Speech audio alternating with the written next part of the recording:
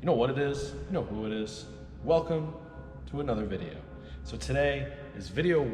We're going to be going over aerobic capacity. I'm going to be talking to you guys about sustainability and what I've been talking about over the last couple weeks, the what, why, and how. And I want to dive a little bit deeper into this in the coming weeks, but I wanted to give you guys a little bit of an overview of what I've been talking about, a little bit more detail, and kind of show you guys the progression that I want to work with, so you guys have a little bit of a better understanding. So let's start.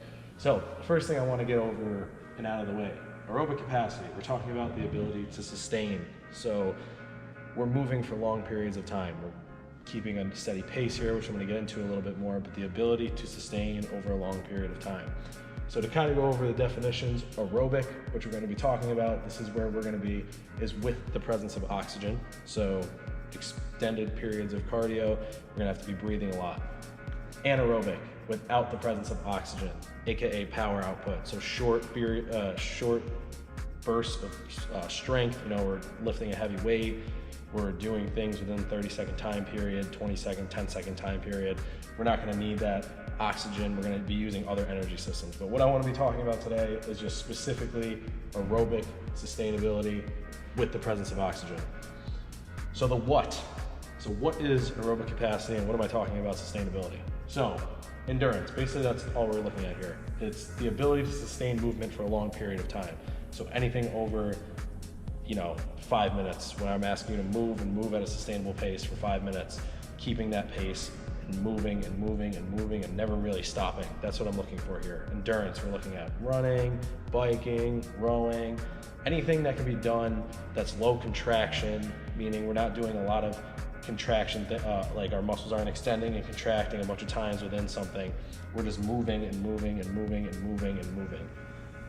So right here, the what is, I want to show you 3 different things. So this right here is the first energy system, and this is only necessary if you're looking to compete in a sport, or you have something within your life that is in dire need of working this energy system. We're never going to be there. Most of us in here are never going to be in there unless you ask, or you have something that you're doing in your day-to-day life that I find it necessary, or we find it necessary together, that you should be doing.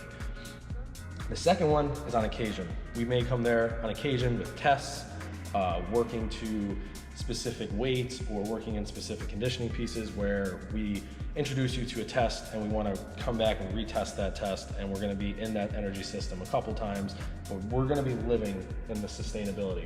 So this long ending line right here, the one that goes from end to end, this side is P and this side is time. So P is for power and T is for time. Our power output, as you can see, it's very low, and we're just moving for an extended period of time. This is us. This is where we're going to be living.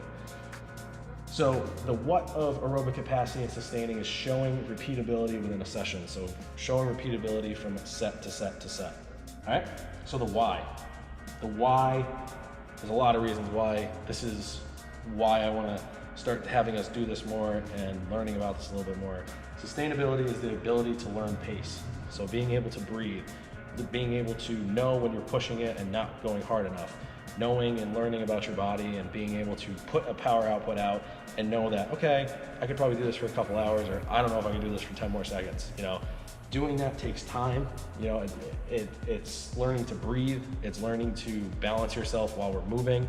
It's learning to become aerobic. And once we get into this a little bit more and you guys understand the idea of becoming aerobic, it makes a lot more sense. Being able to make something aerobic is where we want to be. When we're moving and we're getting into a spot where we're breathing heavy and we're kind of like losing focus and we're losing energy, and we don't want to be in that a lot. Those are fine every once in a while to touch that level of intensity where we're making sure we're moving in the right direction and testing ourselves. But most of the time, 80% of our training, we want to be in this zone of sustainability. Becoming aerobic is one of those things that's very important, and being able to make things aerobic, make contractions aerobic, meaning we're able to do them for long periods of time without having to exhaust too much effort. And when we can get in that mode or in that area of training, that's when we know we're moving in the right direction. Specificity. Specificity is really cool with this stuff because we can kind of break this down, which I'll get to in these progressions later in today, but later on as I dive into them a little bit deeper. We can break these down specifically to people's needs and functions and desires and wants, because each of these has a reason to them, a time range, and we can break this down to what is the goal of that person, what are their true necessity, what's their true need, and a lot of that can be done within this. And because it's so broken down and so relaxed and well thought out, we get a lot out of it. Coming up to this side, we have balance of our body. So with sustainability, it puts us in a position where we can actually function how we're supposed to, breathe like we're supposed to. It's going to help us move better, think better, and become better, more efficient, better moving humans. So the balance in our body is going to come with hormonal changes. It's going to come with better sleep. It's going to come with better eating. When we're pushing ourselves on a day-to-day basis and redlining with every single workout, people don't look at stress the way they should. Stress is a stress no matter what. If someone kicks you in the knee, or you stub your toe, or you had a project at work and it didn't go great, or your boss is yelling at you, that's all a stress, just like as if you were doing a workout. So when we have all those stresses every single day and we don't have any way to kind of counteract that or learn about ourselves a little bit better and sustain, pound, and we're never going to get better. So this balance on our body, by learning sustainable, repeatable efforts, is going to put us in a position where we're going to sleep better, we're going to eat better, we're going to be able to relax, and we're going to be able to tell ourselves when we're going too fast and learn about our pace and learn about our breathing. Patience. I put this star next to this because a lot of people need it. And this is something that, as we get into, you guys are going to see with these progressions, they take a long time. We're going to be there for a long time. Doing them the right way, MAP 10, just for example, are 60-minute intervals, and we're supposed to be on this for 10 or 8 weeks. So we're sitting on the bike or the row or doing something that's aerobic for 60 minutes for 8 weeks. That requires patience. That's going to translate to a lot of other areas in our life. Being able to stay patient and wait for these results, because this is a progression that, as we take, is going to be best results for fat loss, or best results for getting where we need to go, or learning these different aspects. But it takes time. It's not going to happen in 30 days. It's not going to happen in 2 months, 3 months. But once we go through these progressions and we get where we need to be, this is building a foundation for making sure that down the line we don't lose this stuff. A lot of people lose their conditioning, or they never have a solid base of conditioning because they're always doing different workouts that they can't sustain, and they're not repeatable, and they have no idea of how to progress that stuff. This is all progressible. This is specific to what you need, and it teaches you patience. And this is where you want to live if you're trying to lose fat and kind of really get healthy. This is the healthy zone for you. This is health, this is wellness, this is where you should be. One of the last couple things is learning to move more efficiently. Being in this sustainable setting, we're able to sit back and focus on movement, moving a little bit better, moving a little bit more efficiently. When we're in that high intensity atmosphere and we're not really thinking about how we're moving, we're just thinking about getting it done. With this stuff, we're sitting back, we're able to relax, we're able to breathe, we're able to focus on movements, how we're moving, how long we're moving, how does it feel? Are we moving at a good pace? Are we not moving at a good pace? Are we able to speed it up? Or are we not able to speed it up? If you can think about that stuff while you're doing some workouts, then that's really good. And it gives you the opportunity to kind of really learn about yourself and really make sure you're in the right spot. So I put this here too. GPP is general physical population, so just kind of like the normal everyday gym goer. This is where we need to be. This is where we need to live. We never really need to step out of this. A lot of the people that come through our doors, if you start on this progression, you may never get through this whole thing, but you're gonna get through what's necessary for you, and I just want you guys to realize that. So this progression, we'll get into the how, which I'm gonna get into in a couple weeks because I kinda wanna keep this video a little bit short. I'm already at about 10 minutes. So the how is these progressions. So looking at all of this, we're looking at the what is endurance and our ability to sustain movement for a long period of time. That why is our ability to learn pace, balance our body, learn breath, patience, becoming aerobic, learn to move more efficiently, specificity, and why we should live here. And you might be asking, well, how do I do that? It sounds really cool, but how do I do that? So we have progressions, maximal aerobic power. That's what that MAP stands for. And there's 10 different levels to this, I'll call them. We start at MAP 10, we work our way all the way down to MAP 1. Now within each of these is time, rest, volume, and repeatability. Probably the most important aspect of all of this. MAP 10, I'll give you a little insight on, but I'm gonna break each of these down in the coming weeks. Map 10 is a 60-minute interval. So we're doing something aerobic for 60 minutes. Now that seems like a long time, and it is. And finding something that we can do aerobically for 60 minutes is very tough, where we're continuously moving without a break.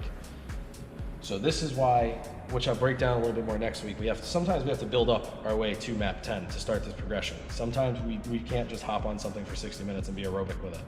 Sometimes we have to take our time with this and start from 5, 10, 15, 20, 30, 40, 50. Finally, we get to 60 and we can start this progression. But there may even be a progression before we get to this progression. So learning that, we have to understand there's different aspects to each of these, and there's different things we need to follow within these. Time. Each of these has their own time that we're working with. Starting with 60, working our way all the way down to 30 seconds. 30 seconds aerobically, which I can't wait to explain, because 30 seconds aerobically looks a lot different than many people think 30 seconds of work should be. Resting in between each of these. With the MAP 10 at a 60-minute interval, we're not gonna need the same amount of rest as we're gonna need for 30 seconds of aerobic work. So doing that in the right way, progressing it in the right way, and packaging it together so someone's getting the most out of it is really important. The volume. How much should we be doing at MAP 10 all the way down working to MAP 1? There's a lot of different volume in between here, as we're gonna see, and as that volume changes, so does the rest time. And the last thing, throughout all of this, I'm gonna get a marker. This. Repeatability. We should be able to repeat everything throughout these aspects. That's when we're gonna show true aerobic mastery. Meaning round 1 looks like round 2, looks like round 8, looks like round 12. Every single thing that we're gonna learn to do here through this progression is repeatability, sustainability, and doing that over a long period of time and getting really good at it. Being able to sustain a single movement or multiple movements within mixed modal, or just hopping on a bike or hopping on a row. When we're good and able to do that, we're gonna get the most out of our training, we're gonna get the most out of our movement, and we're gonna get in this zone where it's best for our body to balance everything out, best for fat loss, best for muscle gain.